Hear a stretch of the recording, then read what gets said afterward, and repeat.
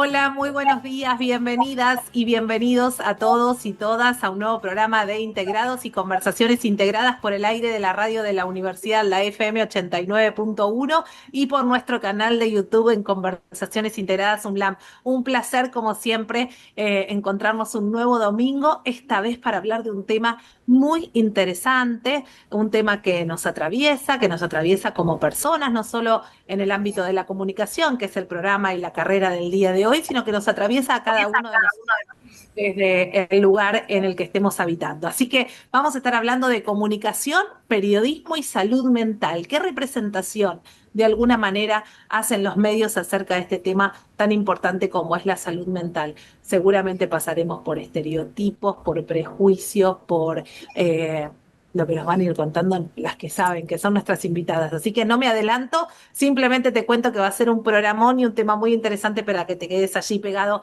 al aire de la RU 89.1. En cualquier parte del mundo donde estés, www.ru891.com.ar, podés bajar la app de Radio Universidad a tu dispositivo móvil y llevarnos donde vayas. Y si no, después, cuantas veces quieras, en el lugar que quieras y desde el dispositivo que mejor convenga, podés encontrarnos en nuestro canal de YouTube como Conversaciones Integradas UNLAM. Allí tenés acceso a todo el material audiovisual, a los currículum completos de nuestros invitados, los conocés y además podés descargar material si la temática fue de tu interés para que sigas profundizando.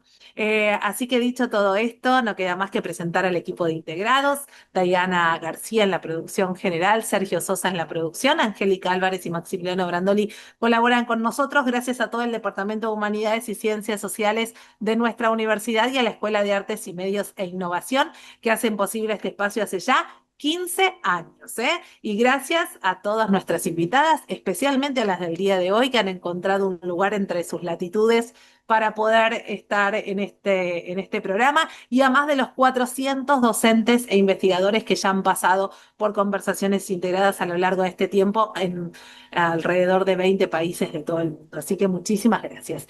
Dicho todo esto, mi nombre es Florencia Romano. Saludo, como siempre que hablamos de comunicación social en nuestra universidad, a Eugenia Herrero, especialista en diseño comunicacional, licenciada en diseño gráfico, coordinadora de la licenciatura en comunicación social en nuestra querida Universidad Nacional de La Matanza. Euge, buenos días, ¿cómo estás?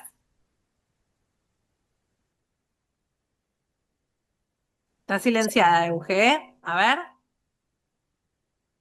si te toma el audio ahora. Ahora sí. Buenos días, ahora sí, buenos días a vos, Flor, a todos los que están del otro lado y por supuesto a nuestras invitadas del día de hoy, que bueno, hoy tenemos un cupo femenino 100%, con un tema más que interesante y vigente, ¿no? Esto de la comunicación, la salud mental, el periodismo, hasta incluso dentro de lo que mencionabas vos al principio cuando presentaste la temática, también metería el tema de la ética, ¿no? Que atraviesa estos tratamientos en estos últimos tiempos. Así que estoy muy deseosa de escuchar a nuestras invitadas, que bueno, como siempre, son expertas e investigadoras en el tema que nos convoca.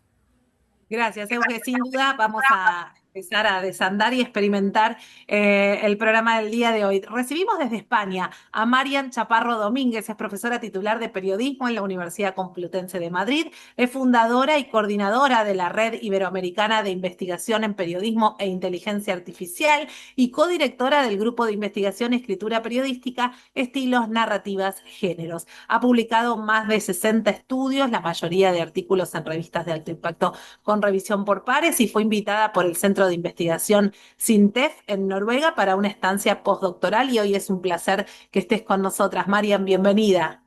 Hola, muchas gracias por la invitación al programa. Es un honor formar parte de esta charla que vamos a tener en los próximos minutos. Muchas gracias, Florencia.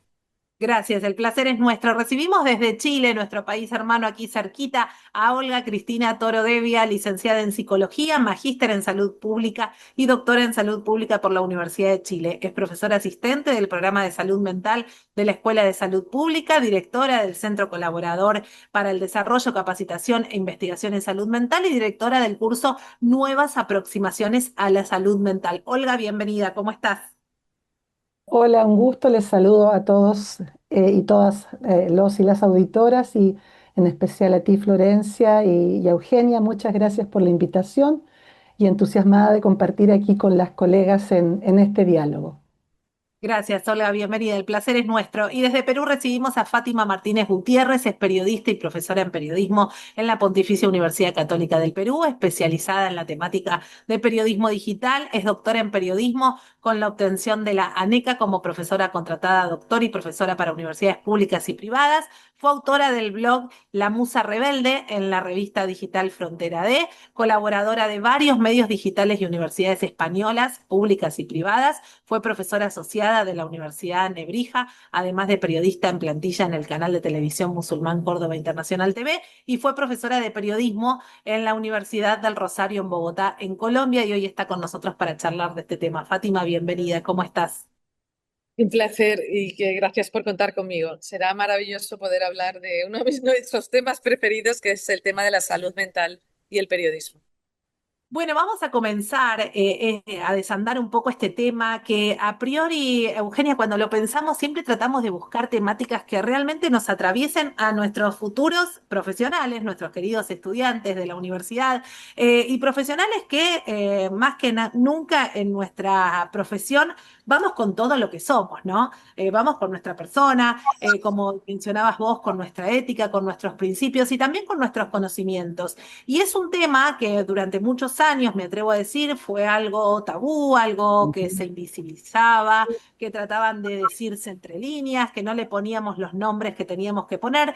Y creo que hay un avance en este tiempo sobre la salud mental, pero también estimo que falta mucho, que todavía caemos en muchos errores a la hora de comunicar, o mejor dicho, de no comunicar, que también es mucho.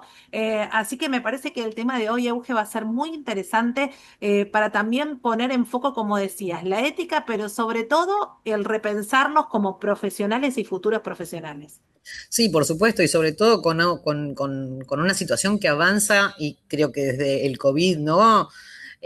Hasta los días de hoy, de una manera sumamente vertiginosa, como la salud mental, cuestiones que atraviesan también distintos planos, ¿no? Hay distintas capas, layers, como queramos llamarlo, de tipos de salud mental que pueden ser provocados por una u otras cuestiones, entonces no meter todo en la misma bolsa, en fin, empezar a desandar este camino me parece, como bien lo presentaste, Flor, sumamente interesante para nuestros alumnos como también para nuestros docentes, así como estamos ahora poniendo mucho el foco en el tema de la discapacidad, cómo acompañar las neurodiversidades, etcétera.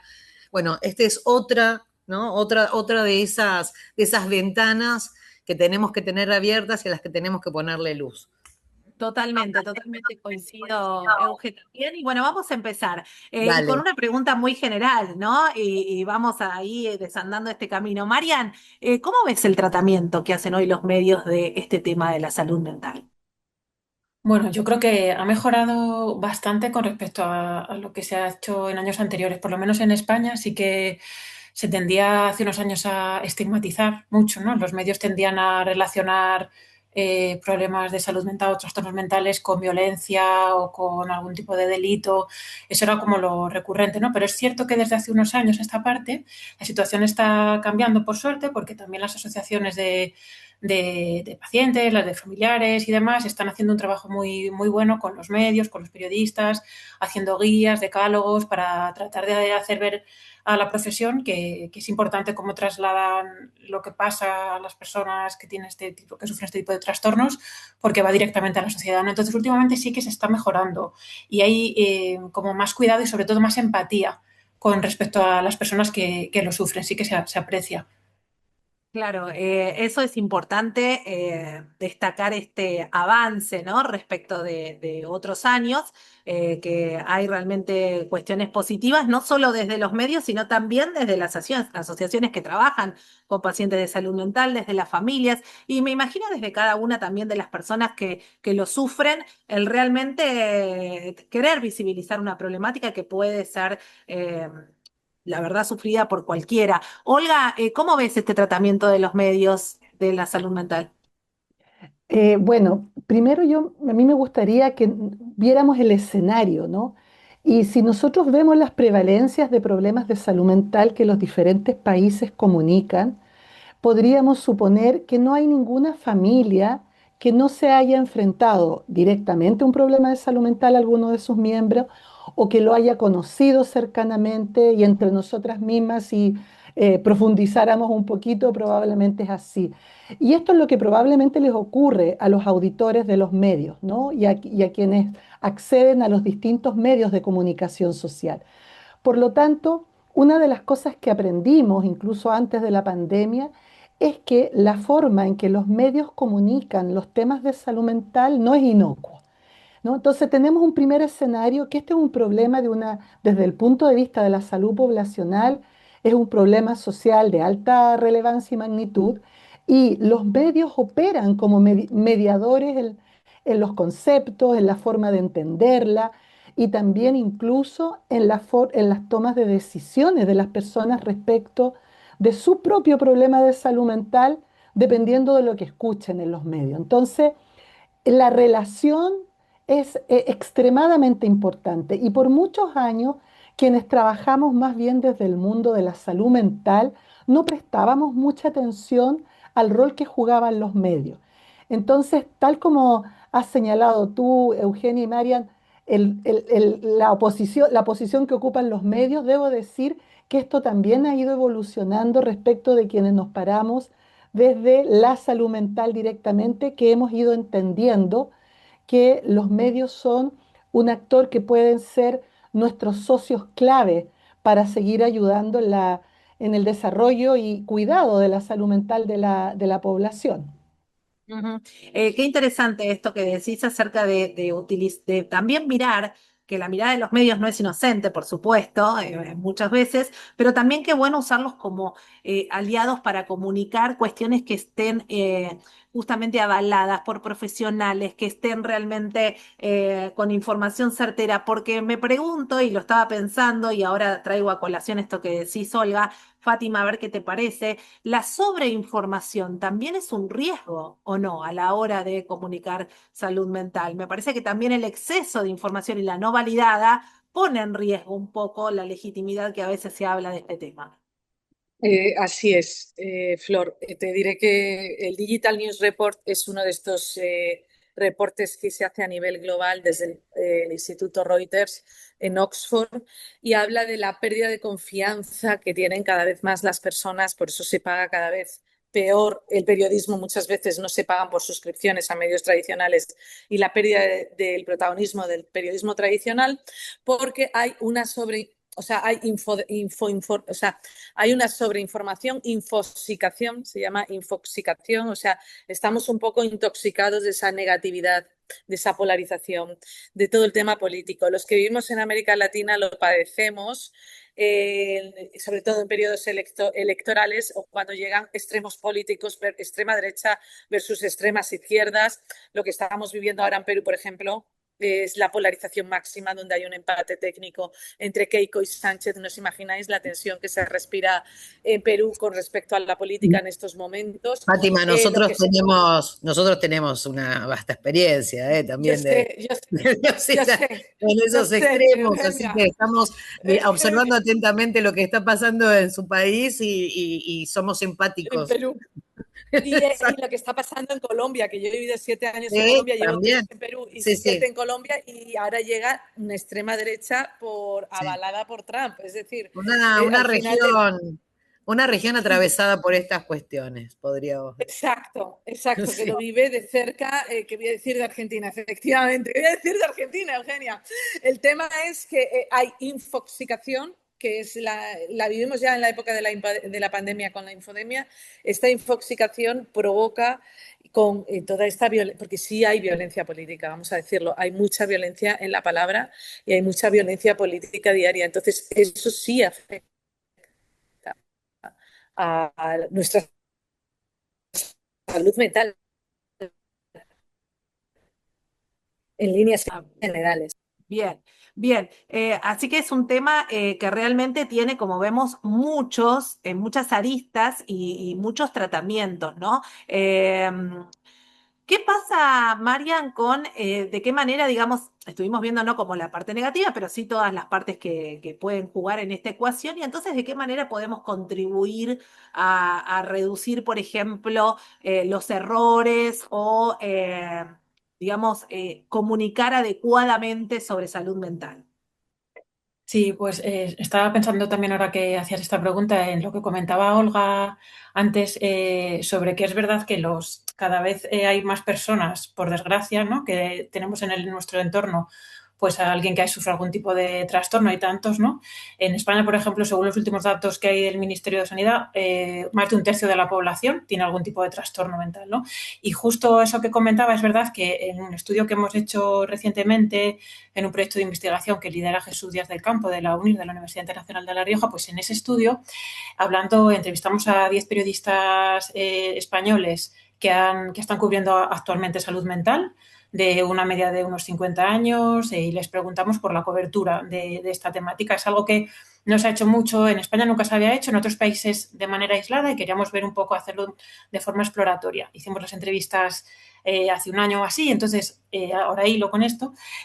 Justo comentaban que sí que se percibía que los periodistas que de alguna forma han vivido o tienen familiares que tienen algún tipo de trastorno mental, son más proclives incluso a pedir esta temática a la hora de cubrirlo, ¿no? Como que se sienten más cercanos y quieren hacerlo porque quieren hacer ese buen periodismo desde el punto de vista de la temática de la salud mental, y que es algo que antes no sucedía, ¿no? Porque antes había como un tabú muy grande, ¿no? Y con respecto a lo positivo, observamos, en este estudio intentamos hacer como una visión de las fuentes que se estaban utilizando, hacia quiénes enfocaban las informaciones de salud mental, y también se estaban llevando a cabo una especie de periodismo constructivo, ¿no? Se intentaban que las coberturas fuesen algo no optimista, flower power, podríamos decir, sino realmente que aportase soluciones y que intentase que las cosas mejorasen de alguna manera. Y vimos que sí que se cumplían bastantes de los ítems, digamos, del periodismo constructivo, en el sentido de que intentaban empoderar a los implicados, ¿no? Pues a los familiares, a los pacientes, también en el sentido de que hubiese contexto, todas estas cosas, ¿no? También que aportasen soluciones, porque claro, son enfermedades a largo plazo, muchas son crónicas, entonces es fundamental que los textos miren hacia adelante en sentido positivo, pero siempre con evidencia científica. Donde no se desarrollaba el periodismo constructivo era en la parte de que fuesen las audiencias, digamos, o las que colaborasen a la hora de hacer los textos. Ahí eran como muy cautos los periodistas, ¿no? En ese sentido. Decían que, bueno, que estaban los comentarios, redes sociales, pero eso ya en otras investigaciones que hemos hecho en otros temas, el periodista sigue siendo como muy ¿no? de sus temas y de, bueno, sí, interacción, pero la justita, ¿no? Entonces, bueno, en cualquier caso fue interesante porque observamos que sí que se está intentando, aunque ellos no lo llaman periodismo constructivo, porque al final son etiquetas que manejamos más los académicos y tal, pero sí que se está intentando hacer un periodismo que sume, sobre todo, ¿no? Porque al final hay mucha conciencia social sobre esta problemática. Bien, qué interesante esto, que haya esta conciencia y que se esté notando y que sea también un nicho de acción para muchos colegas. Vamos a seguir desarrollando sobre este tema, dejamos este primer bloque planteado, pero le cuento a nuestros oyentes que estamos hasta las 10 de la mañana en el aire de la radio de la universidad, la FM 89.1. Hoy estamos hablando con la gente de la licenciatura en Comunicación Social sobre periodismo, comunicadores, comunicación y salud mental, ¿eh? Ya sabés que nos podés encontrar en nuestras redes como Integrados RU o en nuestro canal de YouTube como Conversaciones Integrados UNLAM, y que podés bajar en la app de Radio Universidad para que vaya con vos donde quieras o escucharnos en cualquier parte del mundo donde estés en www.fm891.com.ar. Dicho todo esto, Euge, interesante, ¿eh? Hacia dónde vamos. Vos mencionabas al comienzo del programa y lo trajiste muy atinadamente el tema de la ética, ¿no? Y esto que está diciendo Marian y que dicen las colegas Exacto. también tiene mucho que ver. Estaba por linkear con lo de Marian. Me pareció muy interesante esto de que aquellos comunicadores o periodistas que están a lo mejor más empapados en la temática de la salud mental, por haber sido atravesados por alguna situación cercana, esa responsabilidad de pedir quiero cubrir este tipo de nota, ya me parece una luz en el camino. Sí, sí, Este, sí, totalmente. sí, Marian, sí, sí, sí, creo que las dos, Flor, apuntamos como un poco Sí, eso. lo mismo, y qué importante que se genere esta dinámica, ¿no? Como para que después no quede simplemente en voluntades o en tenerlo que haberlo vivido, sino que realmente sea un tema de agenda para los medios tradicionales, ¿no? Olga, te pregunto entonces también, sumando a esto que decíamos recién, ¿de qué manera entonces podemos contribuir desde los medios a evitar caer en estigmatizaciones o en diagnósticos inexactos o reducirlos a formas simplistas o sensacionalistas como para la venta nada más? Sí, bueno, en la línea de lo que nos decía Marian sobre comunicación constructiva, nosotros hemos estado usando también el término comunicación responsable, que va en esta línea, ¿no? Y yo creo que hay que siempre ir al origen a propósito de un marco ético de para qué queremos en las sociedades que exista la comunicación social, ¿no?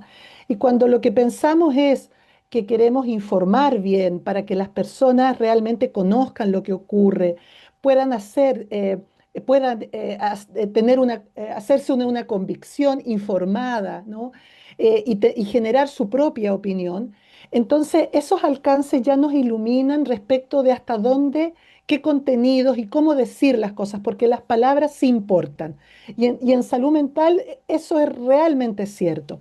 Entonces, la idea de que los comunicadores se informen, ¿no? Respecto con evidencia, qué es lo que se está publicando, cuál es el conocimiento científico existente. Esa es una recomendación que es fundamental y básica.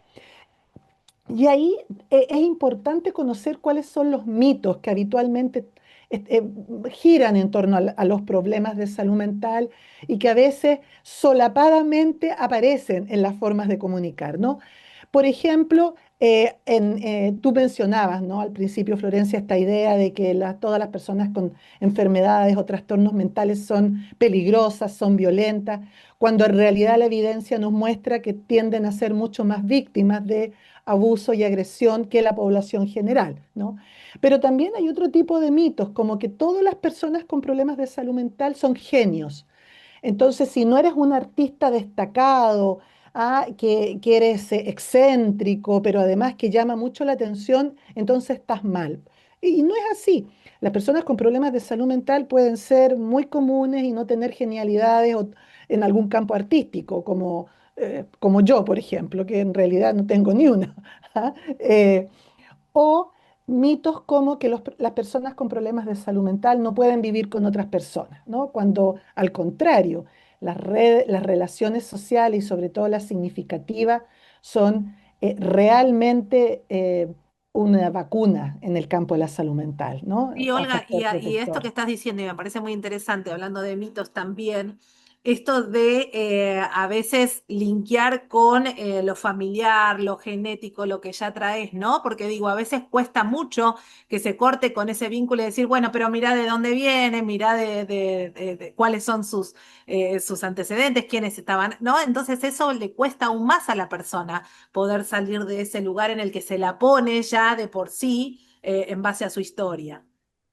Tal cual, porque además la salud mental está determinada socialmente. El peso de la genética y hoy día con los descubrimientos respecto incluso de la evolución de la genética a propósito de los contextos sociales, la verdad es que es limitar la discusión, ¿no? Porque es más complejo que eso. Incluso hay autores que están planteando que la salud mental no debiera ser abordado como un problema sanitario, sino como un problema social complejo, ¿no? Donde de naturaleza finalmente transdisciplinar, ¿no? O mitos como que los problemas de salud mental no se curan. Es decir, yo, por ejemplo, veo muy presente en los medios cada vez que se habla de esquizofrenia como una condena, ¿no? Y los estudios te señalan que la mitad de los diagnósticos tempranos en esquizofrenia cursan hacia la normalidad, es decir, las personas se curan. Y la gente no quiere creer que existe la cura de la psicosis, y eso hace mucho rato que es así.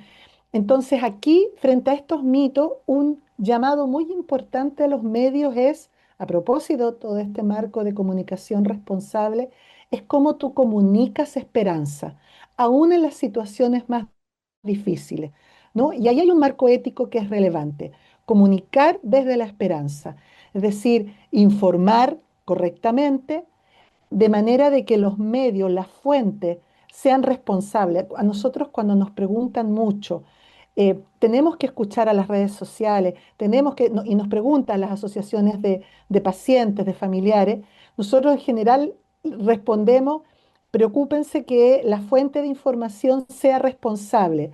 Si adhieren a ciertos principios éticos, si adhieren a pautas de recomendaciones internacionales de comunicación responsable, si fundan su información en conocimiento, que tú puedas comprobar las fuentes. Esos son los medios de comunicación seguros, ¿no? Entonces, Bien. esos medios de comunicación tienden a abordar estos problemas difíciles, pero siempre en un marco de esperanza. Ujú. Interesantísimo, Olga, esto que traes a la mesa, esto de la comunicación desde la esperanza y saber hacerlo, ¿no? Y también desde unos principios éticos que estén ahí bien fuertes y bien sólidos. Fátima, me meto en un tema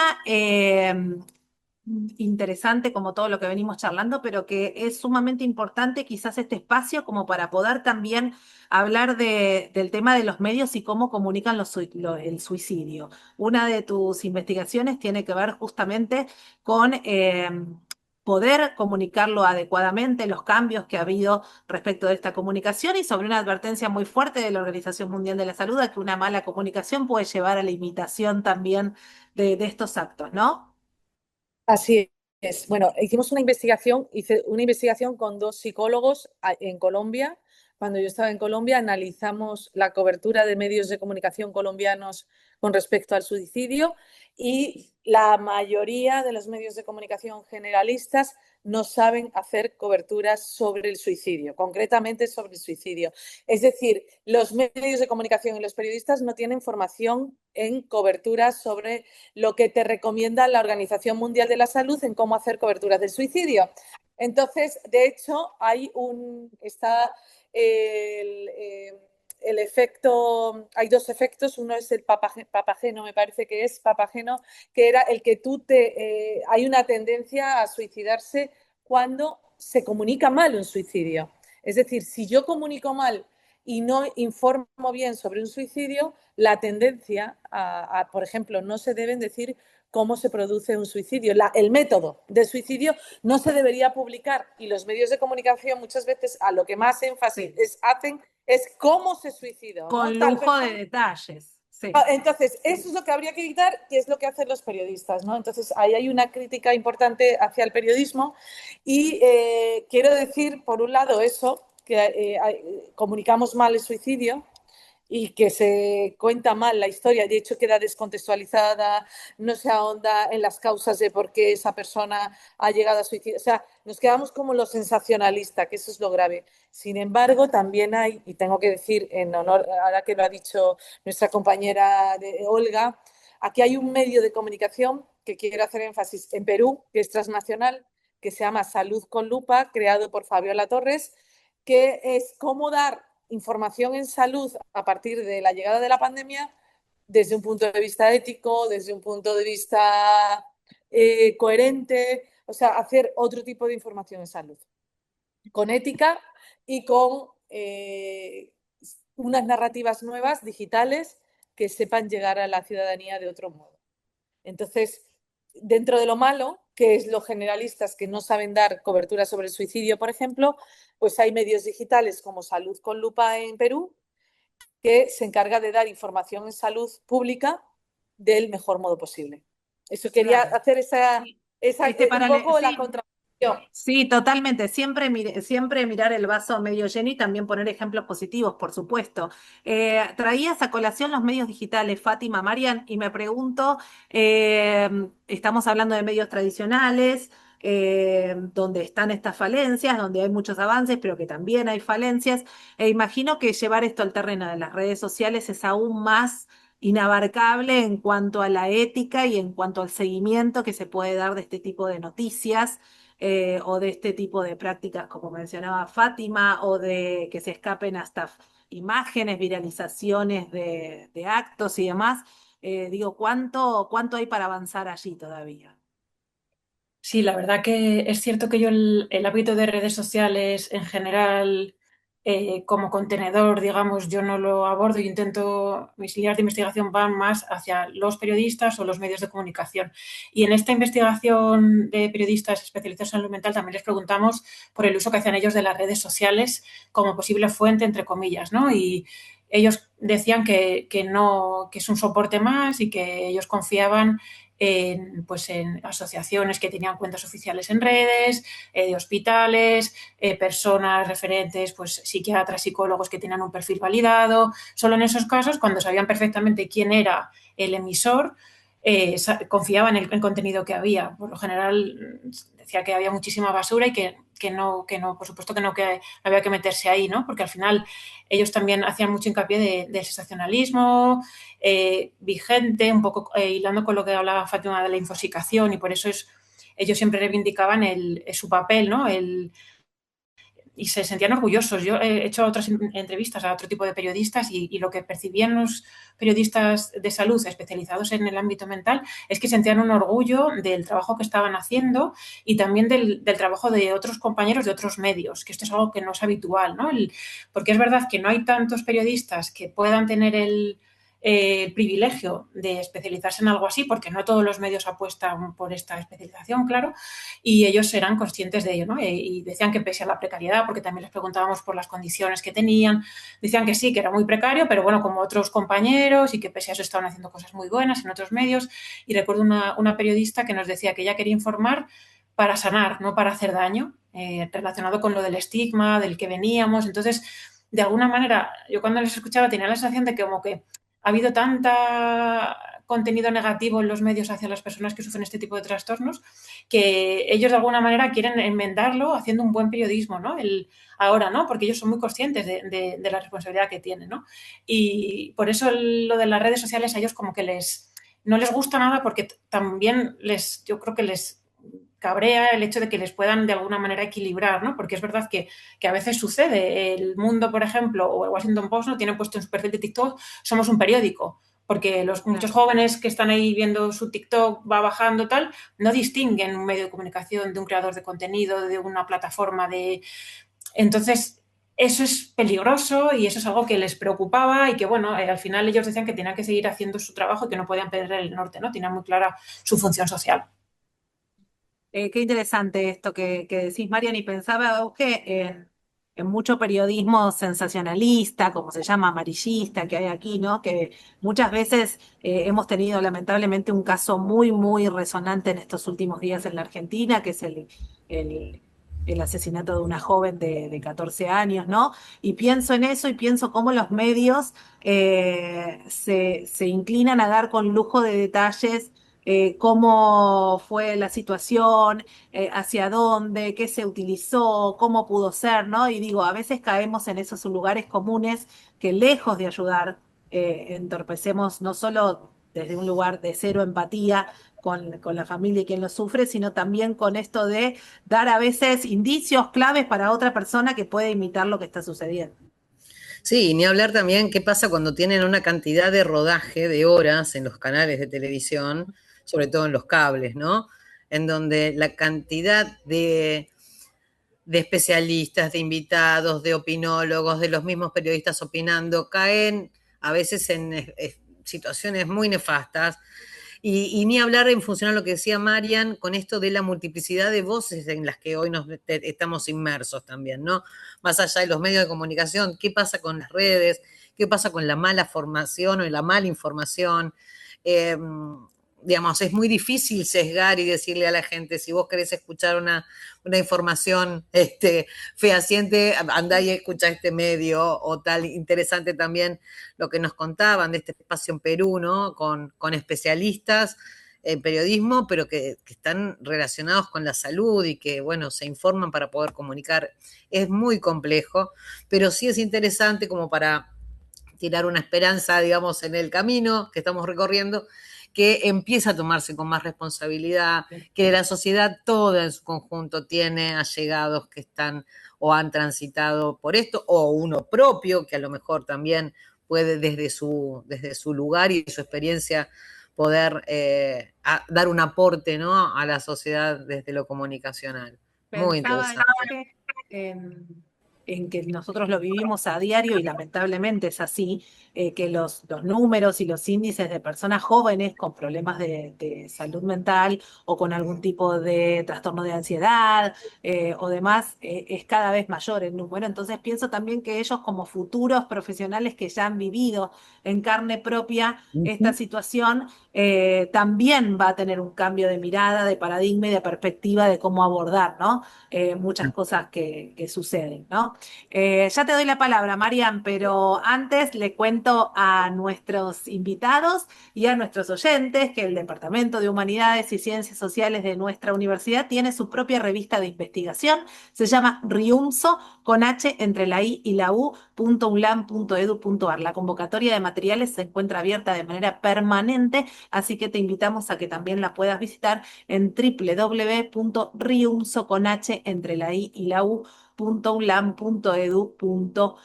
Estamos conversando con la gente de la licenciatura en comunicación social en el día de hoy y estamos hablando de comunicación, de periodismo, de salud mental y hemos abierto ya un abanico de posibilidades para abordar con honestidad, con ética, con esta comunicación de esperanza, estas situaciones de salud mental y sobre todo haciendo al uso responsable y ético de la profesión. Marian, te doy la palabra y sigo con Olga.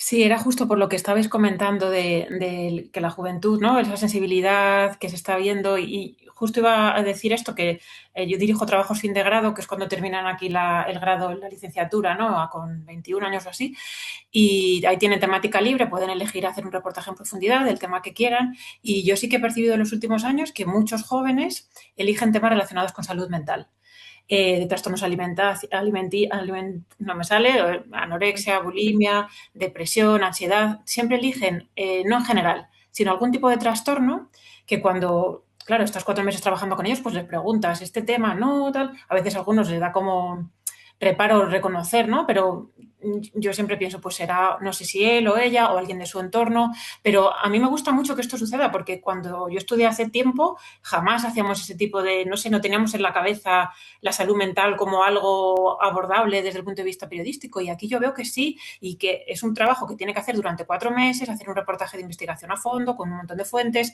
y por eso es positivo porque veo que hay otra sensibilidad, ¿no?, en los futuros Claro. periodistas.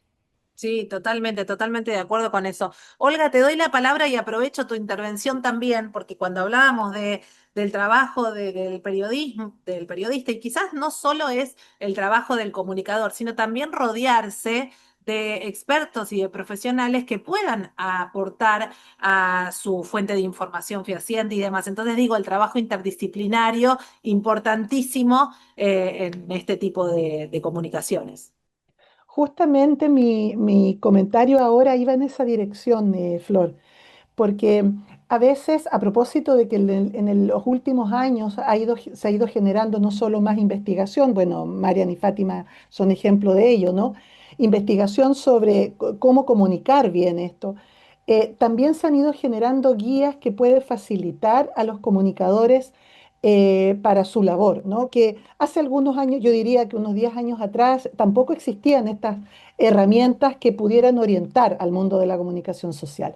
Y ahí, que es importante para los estudiantes, ¿no? Nosotros acá en la Universidad de Chile también tenemos estudiantes de periodismo y de comunicación social y de cine, porque hay guías de la Organización Mundial de la Salud también para cineastas, por ejemplo, ¿no? Porque muchas veces en la producción cinematográfica se refuerzan ciertos estereotipos, ¿no?, de la persona que tiene un problema de salud mental y eso por supuesto hay que evitarlo, pero hay que guiar cómo se hace eso sin que no sé, pues se perjudique la creatividad, el foco más artístico, que eso se entiende, que las diversas disciplinas deben. Lo mismo que a veces me preguntaban a mí a propósito de suicidio. Entonces nos decían, pero nosotros queremos informar lo que está ocurriendo, entonces no podemos hablar de suicidio. No, pues no se trata de eso, se trata de hacerlo, porque es bueno hacerlo, pero hacerlo bien, ¿no? Em, y no solo este contacto con más interdisciplinar, que yo creo que es el desafío que nos presenta de este tipo de problemas sociales contemporáneos, ¿no? El que tenemos todos que hacer un esfuerzo de trabajo transdisciplinar, que avanzar en esa mirada transdisciplinar que el sujeto que es objeto de lo que estamos hablando esté presente, ¿no? Y cuando Marian nos decía, bueno, esta mezcla de perfil periodista que ha vivido también la experiencia, algo gatilla, bueno, eso también nos da una señal que en la forma que comunicamos, la forma que nos dicen las propias personas que viven, también es importante. Eso nosotros lo hemos tenido que ir aprendiendo también en el campo de la salud mental, en que en nuestras propias investigaciones la voz de las personas expertas por experiencia vivida es relevante. Y yo creo que ese también es un desafío formador, porque ¿cómo entonces los nuevos periodistas, los que están estudiando y los docentes que los están guiando van a incorporar esta perspectiva en su formación, ¿no? Y hay otra arista que a mí me gustaría, bueno, antes de cerrar, Organización Mundial de la Salud, Organización Panamericana de la Salud, la Asociación Internacional de Prevención del Suicidio, son fuentes donde los periodistas y los comunicadores sociales van a encontrar recomendaciones basadas en evidencia que pueden usar de muy, muy buen nivel. Cuando yo las he usado con los colegas de la comunicación social, realmente me reportan su utilidad, ¿no? Y otra arista tiene que ver con el cuidado de la persona del comunicador social, ¿no? De la persona del periodista, que no necesariamente aborda temáticas de salud mental, pero que por su oficio se enfrenta a tener que cubrir eventos que son lo que nosotros llamamos, están expuestos a información traumatizante, ¿no? Y uno de los elementos a propósito de este marco ético que nos llamaba Eugenia es de qué manera también el abordaje es integral para el cuidado de los periodistas y de los comunicadores sociales, ¿no? Porque se enfrentan, tienen que filtrar mucha información, pero ellos la ven, quedan expuestos, ¿no? Y ahí es importante ir generando también estrategias de cuidado de la persona, del comunicador, ¿no? Y me quedo hasta ahí. Sí, qué interesante esto último que decís, ¿eh? Porque a veces realmente cómo los atraviesa a muchos comunicadores cuando hacen estas coberturas o incluso si tienen que trabajar todo el tiempo en estos ámbitos y cubriendo este tipo de información, también es importante estar atento a su persona. Antes de empezar la ronda de conclusiones, me gustaría... sí, no sé si la palabra es consejo, pero sí hacia dónde puede apuntar o qué serían las competencias o los conocimientos necesarios que tienen que tener aquellos jóvenes futuros profesionales que quieran dedicarse al ámbito de comunicación de este tipo de noticias. Fátima. Bueno, yo creo que verdaderamente es sentido común. O sea, yo, por ejemplo, he creado una asignatura aquí en la PUC, en la Pontificia Universidad Católica del Perú, he creado una asignatura que va a cómo cubrir comunidades vulnerables, ¿no? Entonces, de estos años, yo he sido también en Colombia un poco pionera porque hacía talleres de cómo hacer cobertura del suicidio. Al ver que no había una asignatura que cubriera el tema de salud mental, meto en mis mallas curriculares la parte de salud, parte de periodismo científico, parte de cómo hacer coberturas con un poquito más de ética. Por ejemplo, hoy hemos tenido un tema documental y hemos abordado una de las peores masacres vividas en el Perú. Pues ha venido el documentalista que ha estado más de 14 años investigando la masacre y cómo ha hecho esa labor documental durante 14 años. Hemos visto el resultado de su documental, pero hemos visto, o sea, él ha sido como lo más ético posible de son ellos los que hablan, ¿no? Los testimonios a los que voy entrevistando. Entonces, igual que es un sentido común y que luego ellos cuando llegan al mundo laboral, yo cuando he trabajado y he hecho televisión, tengo que decirte, Flor, yo noto la persona que hace periodismo de la persona que está trabajando como periodista y no ha hecho periodismo o el periodismo, la carrera de formación del periodismo no pasó por ella. O sea, yo percibo rápidamente cuando estoy entre periodistas las personas que tienen la formación y que les ha dedicado el tiempo y el espacio y lo que decía Marian, cada vez más alumnos dedicándose a temas de salud mental en términos de comunicación y periodismo, y sí se percibe la gente que tiene formación versus la gente que no ha tenido la posibilidad de tener esa formación, o los que han tenido buenos docentes o profesores que les han dicho, cuidado, porque esto hay que saber tratarlo. Las redes sociales son armas de doble filo, porque se nos junta esto, todo el tema del odio. O sea, en redes sociales comunica más el odio y la mentira que la verdad y el amor. O sea, se amplifica mucho más la desinformación. Entonces, eso también nos afecta. Yo estoy dando clases también de fact-checking. Quería decir algo en este programa. Yo soy pionera en dar clases de fact-checking en Colombia y en Perú, y es algo que no se hace en las carreras de periodismo.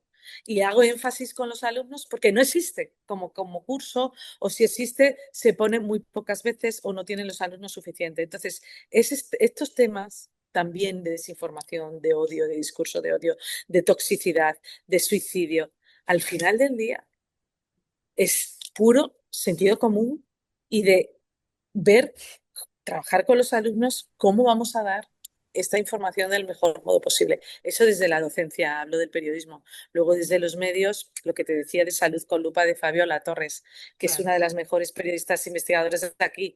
O sea, pues luego hay medios que se dedican a la cobertura, de hacer una buena cobertura en información en salud, pero empieza desde la base, y Ujú. es estar con muy buenos docentes y en buenos espacios de formación para adquirir esa formación y luego desarrollarla. Ese es Bien, el. interesantísimo. Fátima, tengo que empezar con las conclusiones porque hemos llegado a la hora del programa y pasa volando, ¿eh? Marian, si te parece, comienzo contigo para lo que quieras dejar dicho sobre la charla de hoy. Sí, pues yo creo que un poco andando en lo que decía Fátima de que tiene que tener un buen periodista o que tiene que tener un periodista para hacer buenas coberturas de salud mental porque nos va la vida en ello, ¿no? Y queremos que en el futuro esto prospere. Aparte de lo que comentaba Fátima, creo que son habilidades sociales relacionadas con la empatía profunda con el otro, ¿no?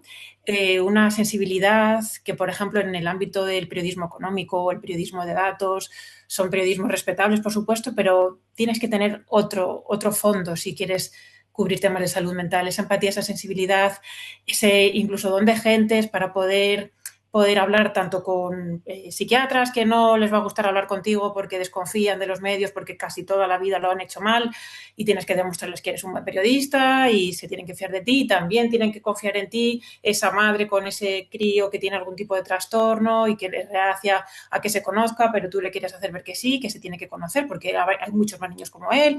En fin, yo creo que se requieren muchas habilidades sociales que por desgracia no creo que estemos contribuyendo desde las facultades. Porque al final tenemos unos currículos, lo que comentaba también Fátima, ¿no? Todo está muy compartimentado, por desgracia, redacción, y hay cosas que se quedan como fuera. Y entonces, ¿dónde queda todo esto, no? Entonces, da un poco de rabia, pero tiene que ir por ahí. Yo creo que esa es la clave para tener buenos periodistas que cubran estos temas. Gracias, Marian, un placer. Olga, voy contigo. Sí, yo muy de acuerdo con lo que han mencionado Fátima y Marian, y yo quiero entonces reiterar como un nuevo componente la importancia de que empecemos a trabajar, nos atrevamos a trabajar más pioneramente en transdisciplina, ¿no? Y yo quiero felicitar este espacio, que es un espacio de un medio universitario donde no solo hay periodistas, sino que podemos estar personas dialogando, ¿cierto?, que vienen de otras disciplinas. Mismo ahora nosotros estamos iniciando con la Facultad de Comunicación e Imagen, la escuela, el director de la Escuela de Periodismo, y junto con la Facultad de Derecho y con Salud Pública, un estudio que está investigando los discursos sobre peligrosidad y autonomía en salud mental que está presente en los medios de comunicación, en la legislación, en los fallos judiciales y en las guías clínicas. Y queremos llegar a construir conceptos de naturaleza transdisciplinar, ¿no? Y bueno, y estamos aprendiendo mucho, cada uno, ¿no? Y es muy interesante esta forma de trabajar, ¿no? El hecho de que vamos invitando en nuestros distintos cursos a personas de otras disciplinas, en que invitemos, conocí hace poco la experiencia en la Universidad de Lanús, en un doctorado de salud mental comunitaria, en que hay unas sesiones de clases formales dentro de una asignatura que son dictadas por personas expertas por experiencia, ¿no? Bueno, acá en Chile también, yo estoy participando ya hace 4 años en una radio, T13 Radio, que tiene una muy alta cobertura, donde semanalmente se ha otorgado un espacio, ¿cierto?, dirigido por el periodista Ramón Ulloa, un espacio que se llama Doble Clic para profundizar en temáticas de salud mental a propósito de noticias en la semana, ¿no? Y entonces se ve la arista de salud mental en esa noticia. Entonces, yo creo que estas estrategias de diálogos transdisciplinares, con sus distintas formas de operacionalizarlo, nos permite entonces abordar mejor estos problemas complejos contemporáneos. Gracias, Olga, un placer. Y esto es seguir aprendiendo siempre, ¿no? No importa la edad, ni la trayectoria, ni el camino recorrido, sino tener la displicencia de siempre seguir aprendiendo. Fátima, ¿te quedó algo por decir? Te doy la palabra. Pues sí, yo creo que hemos avanzado dentro de que, o sea, ya hablar en ese espacio de esto ya es un avance. Es decir, yo creo que sí ha habido un avance en estos temas, dejan de ser un tabú hablar de ansiedad, hablar de depresión, hablar de crisis de pánico, hablar de tentativas de suicidios. Es decir, dejar de hacer de las enfermedades mentales tabúes, porque yo creo que en un pasado todo era como un tabú, wow, que tenía tal enfermedad y era todo un tabú al final del día, ¿no? Entonces, superar el tema del tabú, llevarlo a las aulas, saber cómo comunicarlo, tener psicólogos, psicoterapeutas, personas de hábitat que ayudan dentro de las universidades.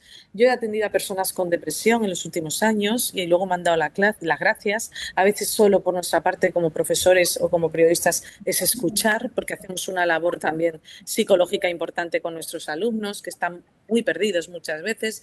Entonces, haber superado esos tabúes, Flor, en mi opinión, ya es un avance. Hacer programas así como este, de radio tan maravillosos, que están dedicados a temas de salud mental con comunicación y periodismo, ya me parece un avance. O sea, sí, es bueno. Y quiere decir que se ha avanzado, que hemos avanzado y que se está avanzando también dentro de la comunicación y el periodismo. Gracias, Fátima, un placer y tomamos con mucho orgullo y muy atentos estas palabras, ¿eh? Euge, cierro contigo.